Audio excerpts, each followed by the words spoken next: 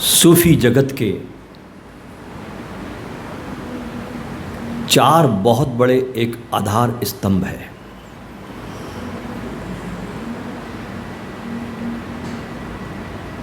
चार स्तंभों पर पूरा सूफी जगत टिका हुआ है। सबसे प्रथम नाम जिस सूफी का आता है इस आधार स्तंभों में, उसका नाम है ख्वाजा फरीदुद्दीन अत्तार।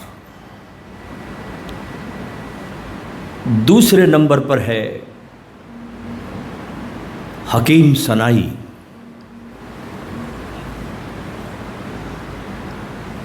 तीसरे नंबर पर है अल-हिल्लाज मंसूर। चौथे नंबर पर है मौलाना जलालुद्दीन रूमी। ये सूफियों के चार आधार स्तंभ हैं।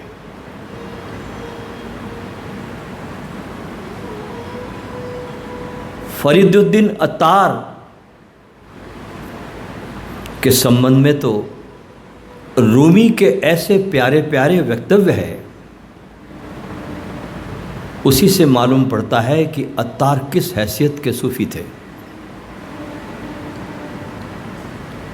रूमी ने एक जगह अत्तार के संबंध में लिखा कि 150 वर्षों के बाद अल-हिल्लाज मंसूर की रूह का जादू अत्तार पर छा गया है। एक जगह और मौलाना रूमी लिखते हैं, अत्तार ने उस परमात्मा के सातों मंजिल को पा लिया है और मैं तो अभी उस गलियों में ही घूम रहा हूं। इससे मालूम होगा आपको कि अत्तार की हैसियत कैसी है।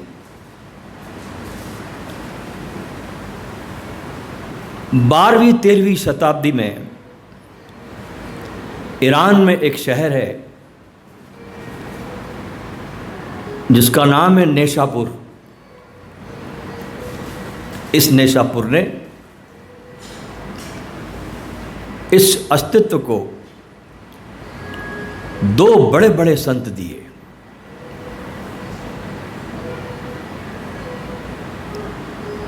एक का नाम ख्वाजा फरीदुद्दीन अत्तार और दूसरे बहुत प्रसिद्ध हुए जिनको हम सब जानते हैं उमर खयाम के नाम से। इसलिए अत्तार को अत्तार ऑफ नेशापुर भी कहा जाता है।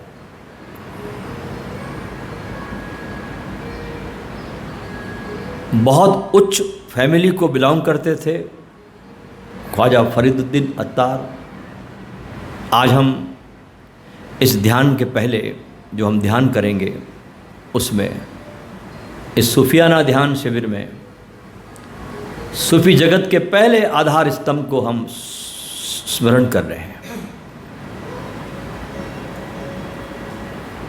बहुत बड़ी फैमिली थी। अत्तार फारसी शब्द है जिसका अर्थ होता है हर्बलिस्ट। इनका जो खानदानी कारोबार था हर्बल का कार्य करते थे, काम करते थे। पिता जाने माने बहुत बड़े व्यापारी थे।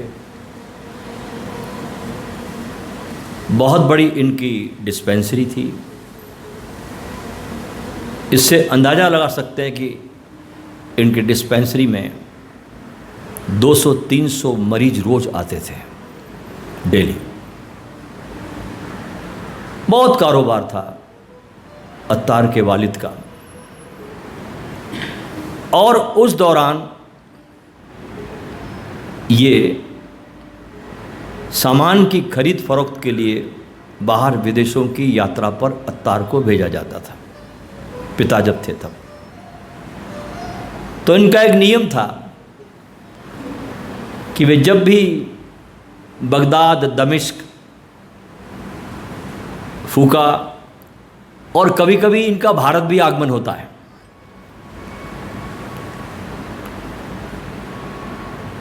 और 30-40 करीब साथ में इनके मुलाजिम भी रहते, नौकर चाकर भी होते हैं। तो एक नियम था कि दिन भर खरीद फरोख्त करने के बाद जो समय मिलता उसमें कहीं कोई बहुत अच्छी किसी सूफ़ी औलिया की कोई मज़ार होती तो वहाँ जाकर ज़रूर सजदा अदा करते, और कोई जिंदा औलिया होता शरीर में मौजूद तो उसका सत्संग करते, उसके पास बैठते।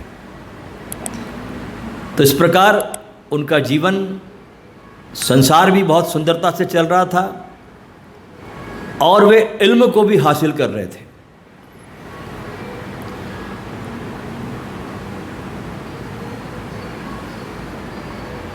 इस प्रकार उनका इस माहौल में उनका पालन पोषण हुआ अत्तार का। पिता जब मर गए तो सारा कारोबार इनके कंधों पर आया, क्योंकि कार्य बहुत बड़ा था, बहुत बड़ी डिस्पेंसरी थी, दुकानें थी, हर्बल बेचने का काम था, फार्मासिस्ट भी थे, ड्रगिस्ट भी थे, बहुत बड़ा कारोबार था। 200-300 पेशेंट रोज आते, बड़ा स्टॉक भी था। तो सारा कारोबार इनके कंधे पर आया और ये बहुत व्यस्त हो गए। अत्तार बहुत व्यस्त हो गए, तो रोज़ दुकान खोलते, मुलाजिम भी आते, दुकान की झाड़ पोछ होती, कस्टमर आने शुरू हो जाते। तो दिन भर अपने काउंटर पर बैठे बैठे अपना हिसाब किताब अत्तार करते रहते। कल का कितना बाकी था, कल कितना लेना है, क्या करना है, सब व्यापार में जो होता है वे हिसाब करते रहते हैं। लेकिन परमात्मा की, अल्लाह की लगन को कभी नहीं छोड़ा। अब ये तो ठीक है, व्यापार किया, नाम कमाया, धन कमाया, सब कुछ किया। असली सवाल ये है कि जीवन में टर्निंग पॉइंट कब आया।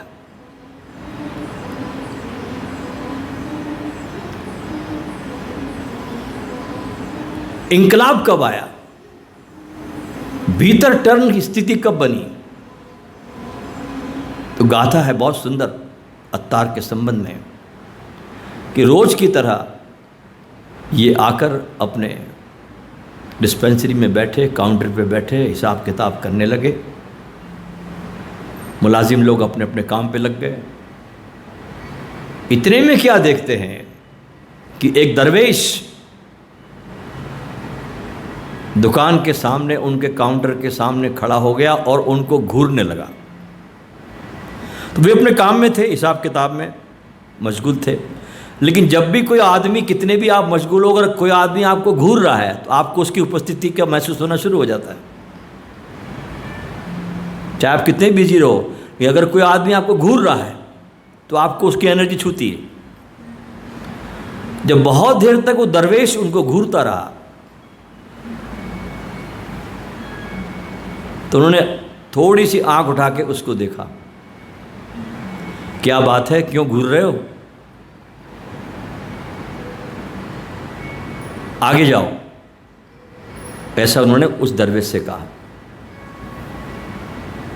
दरवेश ने कहा, सबको एक दिन जाना है, मुझे भी और तुम्हें भी, और मैं अपने जाने के बारे में चिंतित नहीं हूं, मैं तुम्हारे जाने के बारे में चिंतित हूं। क्योंकि मेरे पास तो ये जो तुम देख रहे हो ना, कंबल, बस यही मेरे पास है, बाकी मेरे पास में कोई फैलाव नहीं है।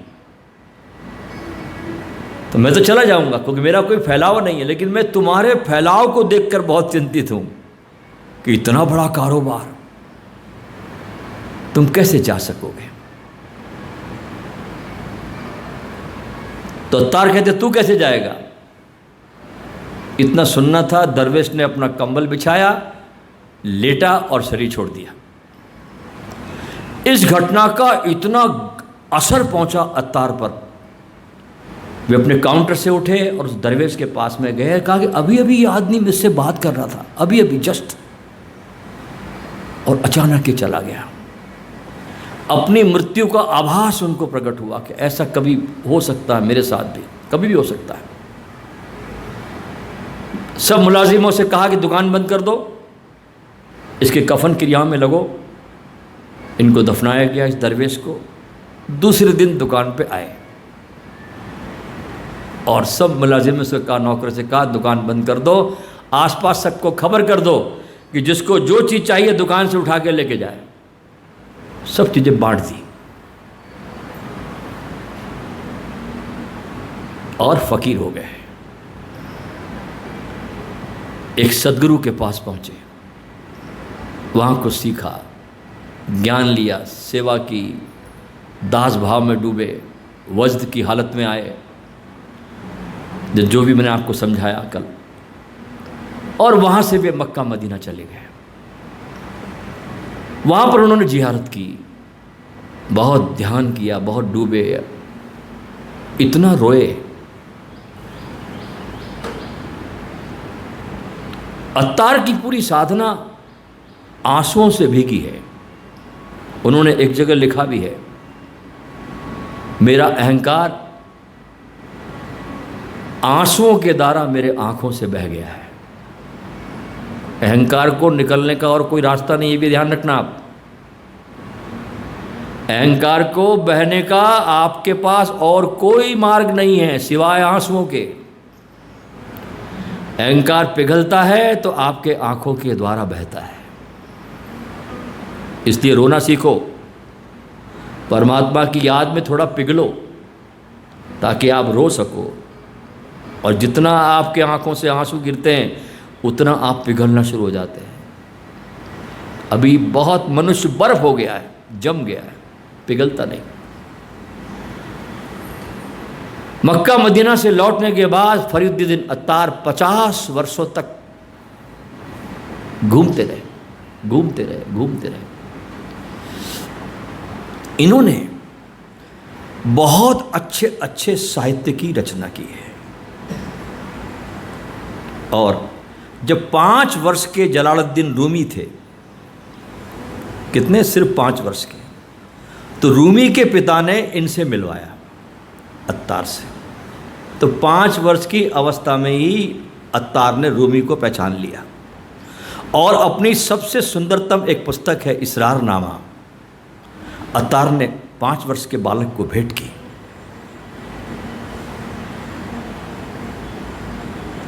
और वो किताब इसरारनामा अत्तार की लिखी हुई रूमी ने अपने अंतिम काल तक अपने पास रखी। उनकी एक बहुत प्रसिद्ध पुस्तक है। भारत में और पाकिस्तान में जो किताब बहुत प्रसिद्ध जाती है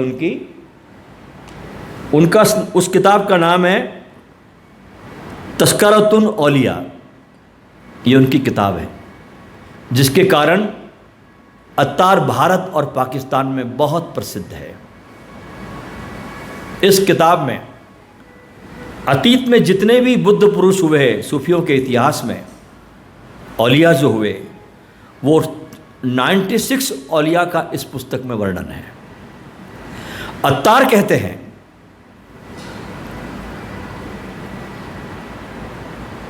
कि जब भी तुम किसी भी औलिया के बारे में पढ़ते हो और उसके प्रेम में डूबते हो, क्योंकि पढ़ने का यही ढंग है, अगर तुम पढ़ते हो किसी औलिया के संबंध में, अगर तुम उसके प्रेम में नहीं डूबे तो तुमने क्या खाक पड़ा। जब तुम प्रेम में डूबते हो तो उस औलिया की ऊर्जा तुम्हारी तरफ बहनी शुरू हो जाती है। प्रेम मार्ग बनता है उस ऊर्जा को तुम्हारी तरफ लाने का। तो तुम जब बहुत प्रेम से जब पढ़ते हो उस औलिया के संबंध में, तो चाहे वो कभी भी पैदा हुआ धरती पर, ऊर्जा कहीं जाती नहीं, वो आपकी तरफ प्रवाहित होने लगती है। ऐसे ही बहुत कम लोग हैं इस ऊर्जा के प्रभाव को देने वाले, लेकिन जब कोई लाखों में एक होता है तो ऊर्जा भी तरसती है बहने के लिए और उसकी तरफ बहने लगती है।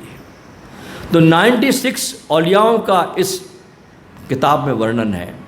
दूसरी उनकी एक बड़ी प्रसिद्ध पुस्तक है, जिस पुस्तक ने उनको अमेरिका और यूरोप में प्रसिद्ध किया सन 1900 के बाद।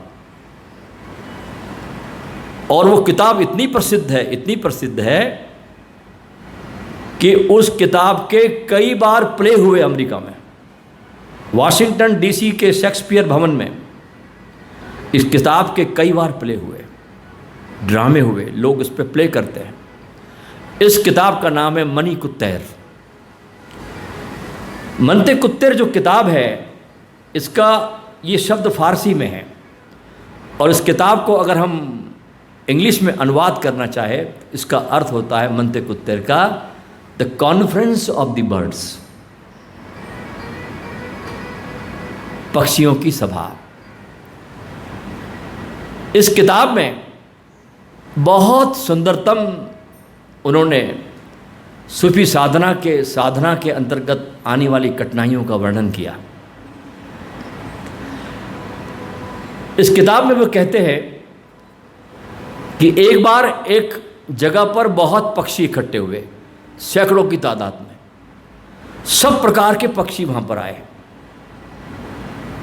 ये मनते कुत्तर की बात सुना रहा मैं आपको, जिसके कारण ये प्रसिद्ध हुए। और इसमें बहुत सुंदर जिक्र है 7 घाटियों का, सूफियों का। तो एक बार एक जगह पर वो लिखते हैं कि पक्षी इकट्ठे हुए, सारे पक्षी आए, और उन्होंने अपने उन सब पक्षियों ने मिलकर अपने एक नेता का चुनाव किया, जिसे हम सदगुरु कहते हैं अपनी भाषा में।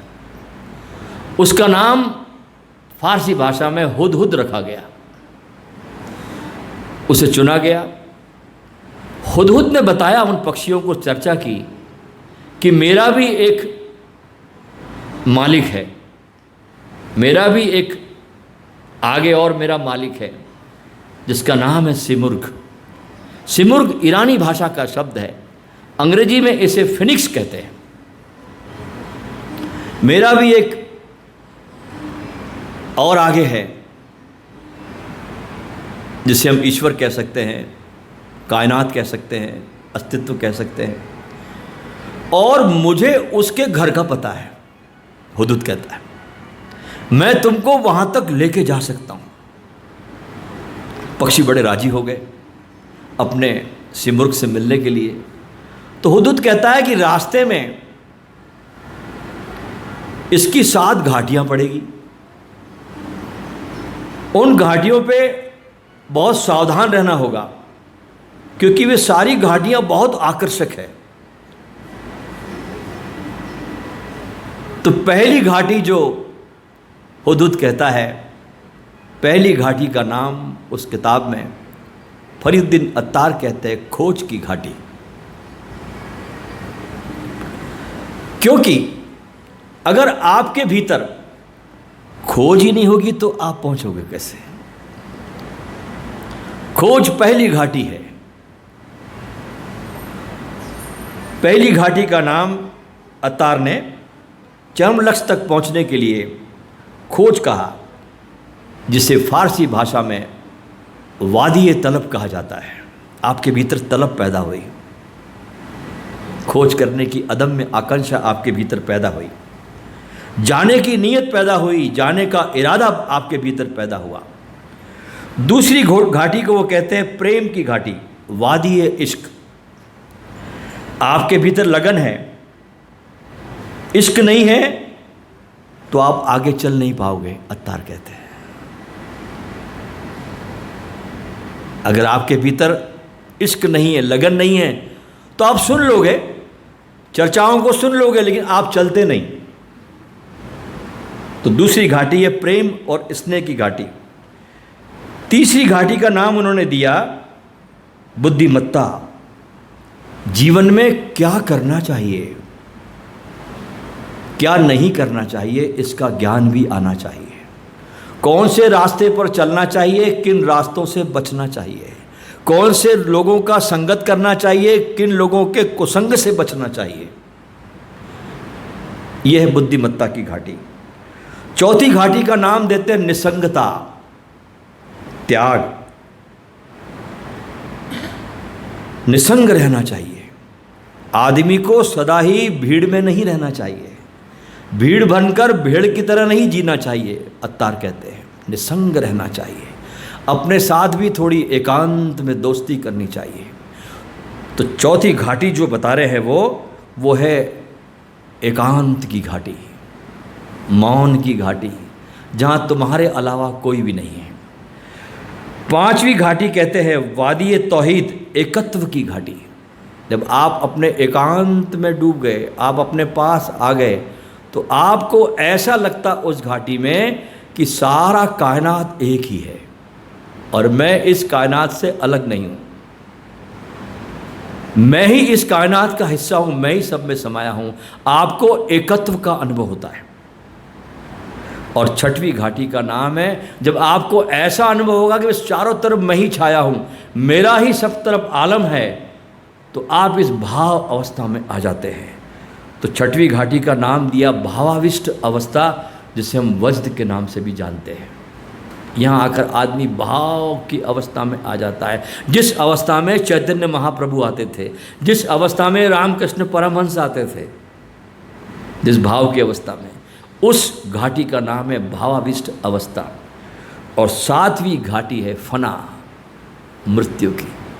तो इस मनते कुत्तेर में कहानी आगे कहती है कि सारी घाटियों पर गुजरते हैं पक्षी, यात्राएं करते हैं, लेकिन हर घाटी इतनी मनोरम, इतनी रहस्यमय है कुछ कि बहुत से पक्षी रास्ते में रुक जाते हैं। जैसे हम देखते हैं ना, साधना में हम आते हैं, ओशो के जगत में कितना बड़ा कारवां है, लेकिन सभी आखिर तक थोड़ी चल पाते। कोई थोड़े में रुक जाता है, अपनी यात्रा समाप्त कर लेता है, फिर थोड़ा आगे जाता है, कोई वहाँ रुक जाता है। ऐसे ये सारे पक्षी जगह जगह 6 घाटियों पर रुक गए और आखिर में 7वीं फना की घाटी में मात्र 30 पक्षी पहुँचे, बाकी सब पीछे रह गए। और 30 पक्षी इस फना की घाटी में आते हैं और आकर क्या देखते हैं कि एक बहुत सुंदर झील है, बहुत मनमोहक, क्रिस्टल क्लियर, बहुत बड़ी झील है। और उस झील के किनारे 30 पक्षी आकर बैठते हैं और अपनी छवि को उसमें निहारते हैं। ये पूरी कथा है मनते कुत्तेर की। और इस कथा से बहुत प्रसिद्ध हुए सूफी संत अत्तार। कभी कभी ओशो भी इस संत का कहीं कहीं जिक्र करते हैं, ज़्यादा तो नहीं किया, कहीं कहीं इसके उदाहरण ओशो ने भी अत्तार के दिए हैं। तो ऐसे थे ये अत्तार। और जैसा कि हर संत का हश्र होता है कि उसे शहीद करना, कत्ल कर देना, इनको भी आखिर में कत्ल कर दिया गया बादशाह के द्वारा, क्योंकि धरती अभी सिर्फ मुर्दों को पूजने वाली है। तस्वीरों के सामने लोग सर झुकाते हैं, मज़ारों के सामने मत्था टेकते हैं, लेकिन जब शरीर में सद्गुरु होता है तो पास जाने की हिम्मत कोई कोई बिरला कर पाता है, क्योंकि पास जाना है फना होना, इसलिए हिम्मत नहीं कर पाते। इसलिए हम मुर्दों को पूजने वाले लोग हैं, हम मुर्दों को पूजते हैं, हम जीवित का सम्मान नहीं करते, हम जीवित से बचते हैं। जितना बचो उतना अच्छा है। इसलिए तुम जीवित को हाथ जोड़ते हैं, बाबा माफ़ करो। हाथ जोड़ना मतलब तुम्हारा बचना है और कुछ नहीं, कि माफ़ करिए, बचो। और जब चले जाते हैं तब हम माथा फोड़ते हैं उनकी मज़ारों पे जाके, वहाँ कुछ भी नहीं है। कोई मज़ार तुम्हें रूपांतरित नहीं कर सकती, कोई किताब तुमको रूपांतरित नहीं कर सकता, कोई तस्वीर तुमको रूपांतरित नहीं करती। जैसे कोई तस्वीर के सामने कोई स्त्री बैठ जाए पुत्र होने की लालसा में, गर्भवती होने की लालसा में, तो क्या वो तस्वीर उसे गर्भवती कर सकती? कर सकती? ऐसे हम बैठे तस्वीरों के पास कि हमारा जन्म हो जाए, नया जन्म हो जाए। कैसे झूठ की तलाश में निकल पड़े हम लोग। लेकिन जिंदा सदगुरु के पास पहुंचना, अपने अहंकार को जूते रखने के स्थान पर रखने के समान है। जो अपने अहंकार को चढ़ा के की हिम्मत रखता है वही शरीर धारण किए गुरु के पास पहुंचता है, और क्रांति वही होती है, और कहीं क्रांति नहीं होती। इस बात को जितना जल्दी आप अपने जहन में बिठा लेंगे उतना ही समय आपका बचेगा, अन्यथा समय हम फालतू की चीज़ों में बहुत खराब करते हैं, झूठी खोज में जाते हैं। सारी खोजें झूठी है, खोज एकमात्र है, वो है सद्गुरु के पास बैठ जाना, उसकी खिदमत में डूब जाना। उसकी खिदमत, उसके होने में इशारा है, उसकी छांव में बैठने में शांति है, और धीरे धीरे धीरे धीरे प्रेम मार्ग बनता है अपने गुरु को, अपने सद्गुरु को अपने सिंहासन पर बिठा लेने का। सूफियों ने बहुत ज़्यादा ध्यान तो नहीं खोजे, कुछ कुछ ध्यान उनके बड़े सुंदरतम प्रयोग है। उसमें से एक प्रयोग हम करने जा रहे हैं सूफियों का, जिसका नाम है समर्पण ध्यान। ये ध्यान बहुत सुंदर है, सूफियों ने इसे खोजा है, और चूँकि धर्म का आधारभूत केंद्र है समर्पण, इसके बिना काम होता नहीं। जैसे ही साधक समर्पित होता है वो पूर्णता को प्राप्त कर लेता है।